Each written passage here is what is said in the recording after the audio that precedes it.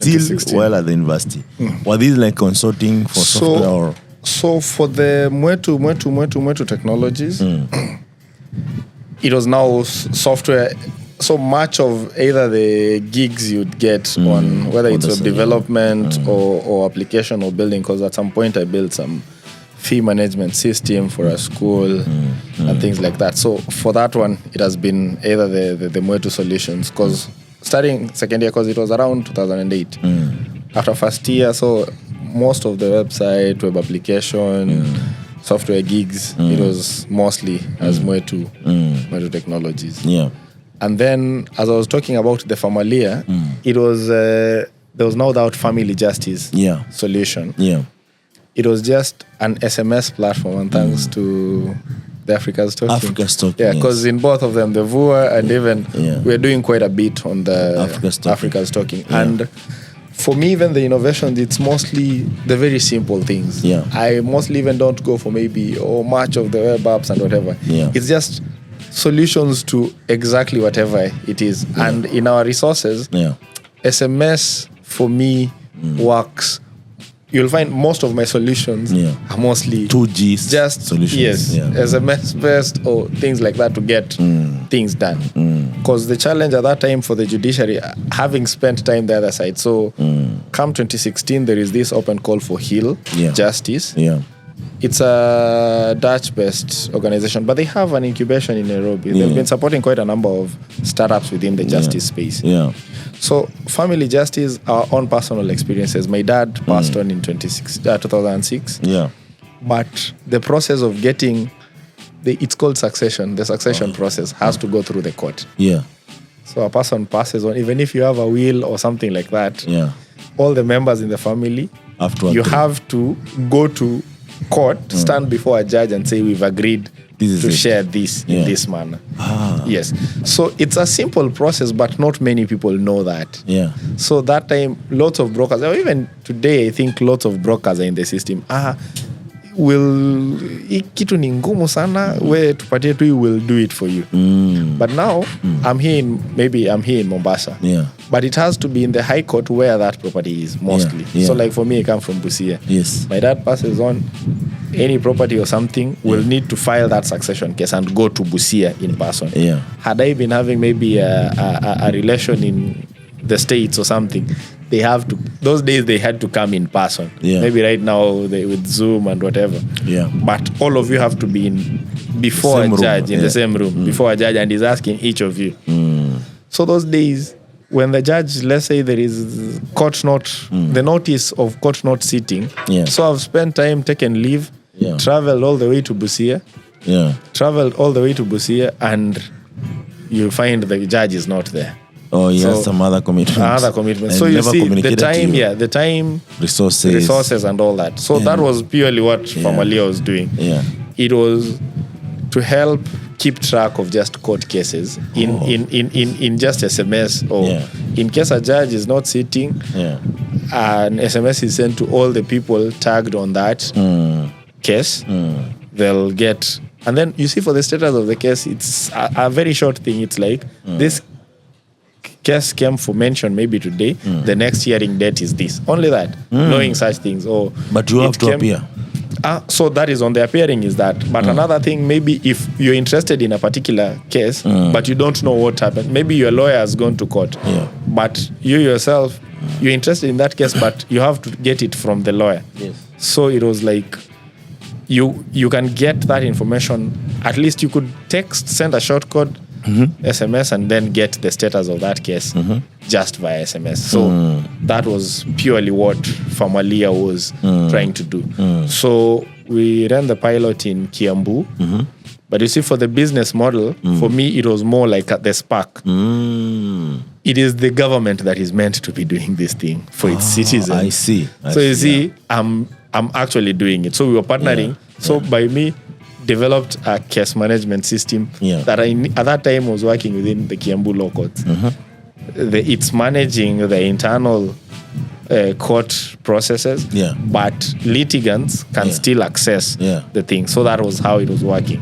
But now you see, from a business model kind of thing, we are doing, when the government wants now to do that thing, it's their mandate. Yes. So for me, it was more of like the this spark can for be it. done, Yes, it can be done. So right now I'm happy the government actually is doing the electronic thing. So for me, for Formalia, that is how we got the Hill Innovation Fellowship. Did you win the fellowship? Yes. So we went to the Netherlands, did the bit. So they supported the initial bit of that. Very nice, very nice. And then you, of course, you defend your PhD. You become for the defense that came much later. Because now I switched. So as I was telling you, in as much as I was this other side, I wanted to get into academia. So the 2016, I applied for a tutorial fellow's job in Technical University of Mombasa. Thank God I get it. Oh, okay. Yes. Still doing this Hill thing. Yes. Oh, nice. Yes. So I came. The initial bit, because now the Hill ran from that around 2016 to 2017. Okay. So I was doing it from. So I came. At least I was teaching a number of days. So I was doing it in Machakos and Kiambu. So some days of the week I come to Machakos, Kiambu, but much of it's just the court people who are actually working on the beat. Yeah. Interesting, because that's when now, like, I didn't hear much about you. I could just even online it was not that much, but so it ends up becoming where now you become starting your journey as a teacher. Or a lecturer. I normally introduce myself at times just as a teacher. I don't know, it could be a terminology thing. It could be a terminology thing. But it's the same. I try to tell people who are lecturers that the biggest career that you can have, that is even blessed, is being a teacher. It's a noble profession. And even everyone, at some point, they are teachers. And even this went all the way to Jesus Christ experiencing this world. Sure. So, as a lecturer, that's where your journey started, as a tutorial fellow. Sure. And you've done good for yourself, man. Like, I look at you, I'm like, how did you get to do all this? How has that experience been? Do you meet some fascinating kids that actually even don't know they're really smart, and you look at them, you're like, what? Man, if you know what you can do with how smart you are. Sure. There are a lot of fascinating things. Yeah. But as I was saying, I think I could be wrong. Looking back, you see, you're nostalgic, or we are nostalgic about SEI. Yeah. And the way things ran there. And then you come, or maybe I'm working maybe even at the C4D, and then I come to the Technical University of Mombasa. Yeah. All these public universities have different dynamics. They're big universities, like, you see, you could be in Chiromo, but even you don't know the principal. Yes. There are all these schools, but there are places where you could walk to the whole university could be closer together. Yeah. So there are both advantages and disadvantages. Had I been maybe in SEI, I may not be the chair of department, so to speak. Yeah. But like I'm the professor, okay, Lord of SEI, wherever it is I am right now. Yeah. So I'm a chair of department. So it's a different dynamic, so to speak. Yeah. But an interesting thing, quite a number of, like, my co-founder in the VUA Solutions is my former student. Oh, yeah. Interesting. Yes. So this side I teach BBIT, Bachelor of Business and Information Technology. Yeah. Though within our university, it's best at the School of Business. Yeah. So I'm a resident sort of computing lecturer within the School of Business. Yeah. But it goes also the blend. I did an MBA and also the PhDs in business information systems. So there is that mix. But there is something, having created a culture. You see, the way I was talking about maybe come single or something. Yeah. The people who join after a particular time. Yeah. The people who join in after a particular time. Yeah. They if they find a particular culture already, you get to first year and then you look at the projects that people in fourth year have done. Yeah. You're like, wow, I can. It motivates you to do more. It motivates you to do more, or it sparks some curiosity in you to see. But if you're the trailblazers or the one charting the path, you may be timid at first too. There is that imposter syndrome in a way, or you're not sure about yourself, you're not sure of your capabilities or something like that. But if at all you find a community,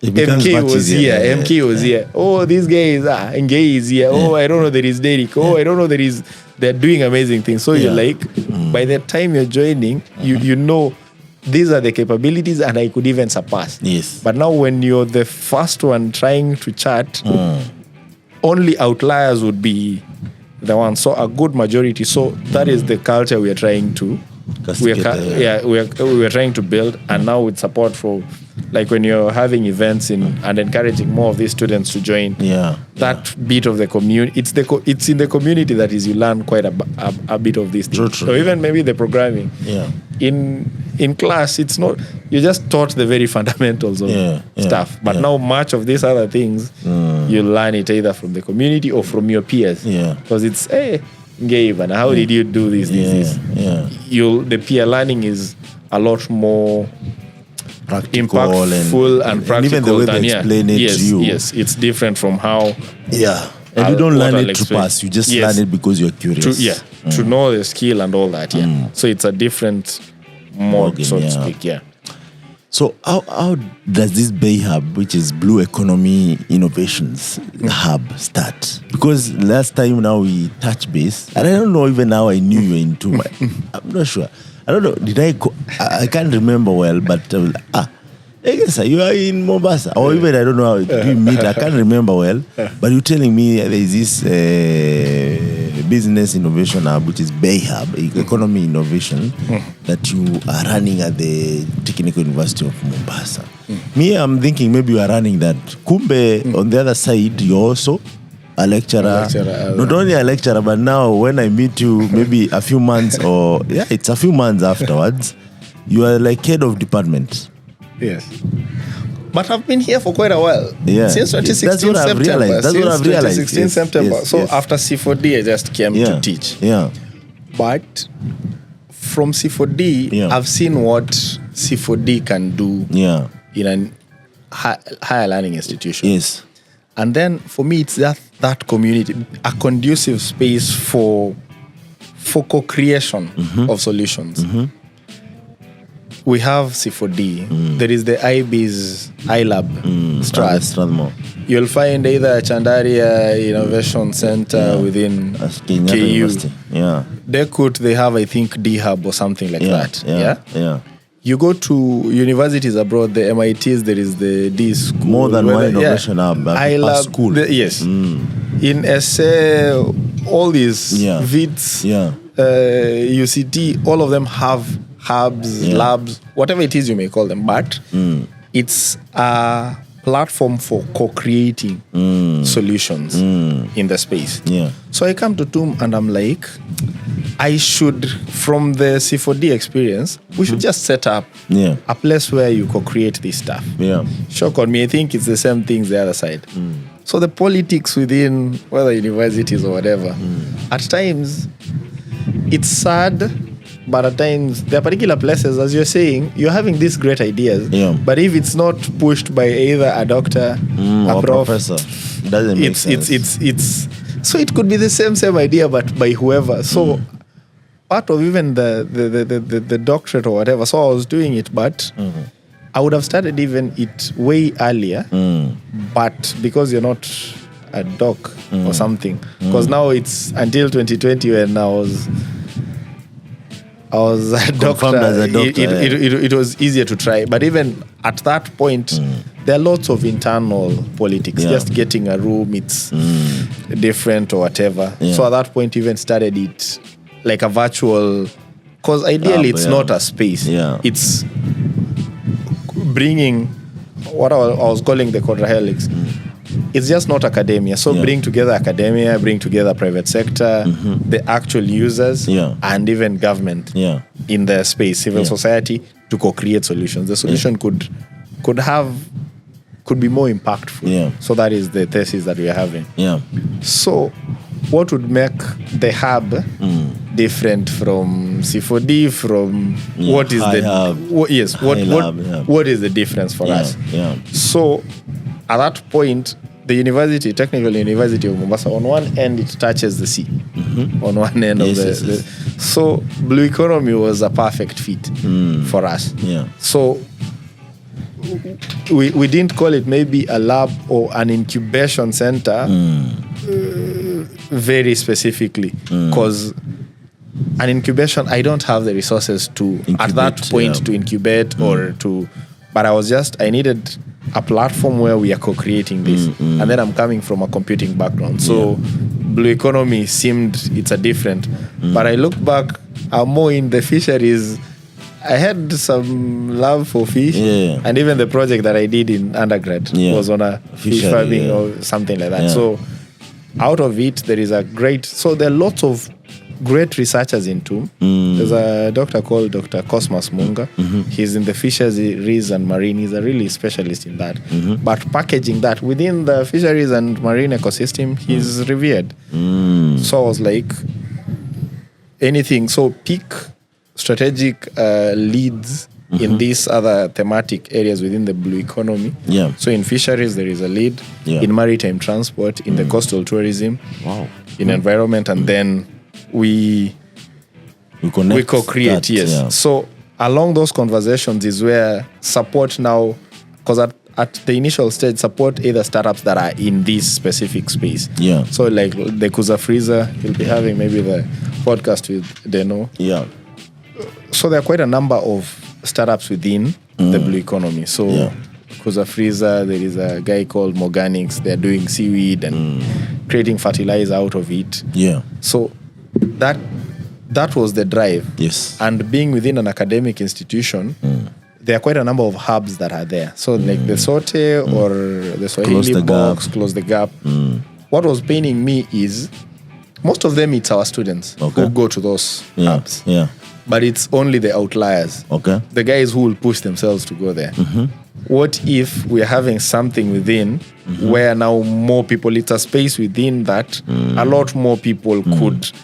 The way I was telling you a spark, you'll see something at a 40 years, it could ignite something within you. So that has been the goal. It's not been an easy journey, even maybe internally for some quarters or something like that, getting space or something like that. So we could partner with, we ran some solid waste hackathon, but now in partnership with Close the Gap at that time, or now with Sote in the Blue Economy investment summits and things like that. So lots of collaborations and partnership with other ecosystem players to just take it ahead. So like the VUA solution, it's a startup. So I was creating it as a platform where now other people you could plug into this platform and figure out how it could be of benefit to you and impactful to the society.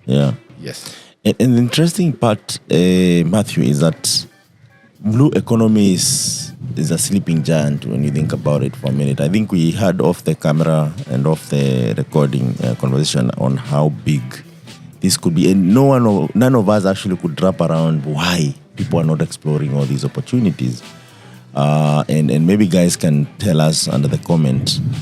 For me, it was just brick and mortar kind of business. If I think about Dar es Salaam or Tanzania, people who wants to go to the island, and I'm sure even here in Kenya we have some island. I know people who travel to Lamu just to wind down and have a good time. And I know also places like Miami where they do cruise ship business, where it's entertainment, or even in a smaller scale they do ocean parties with some nice boats where you go just have some packages, and these are actually just to stimulate the economy, because in that there are people who are serving the drinks, there are DJs there. There are people who are maybe serving some, cuisine. In that economy, you can find a lot of things happening. All Mombasa is known for is during December or Easter holiday, people come here, go to the beach, and that's it. Maybe I'm just ignorant. And when it comes to exploring the ocean and the fishery and all this, there's so much. What, for you, is it something that actually gets you starting VOA at this point, whereby now you are adding value addition, export? And one example is how people fish tuna and package it. And even we are looking at how do you package it and add value.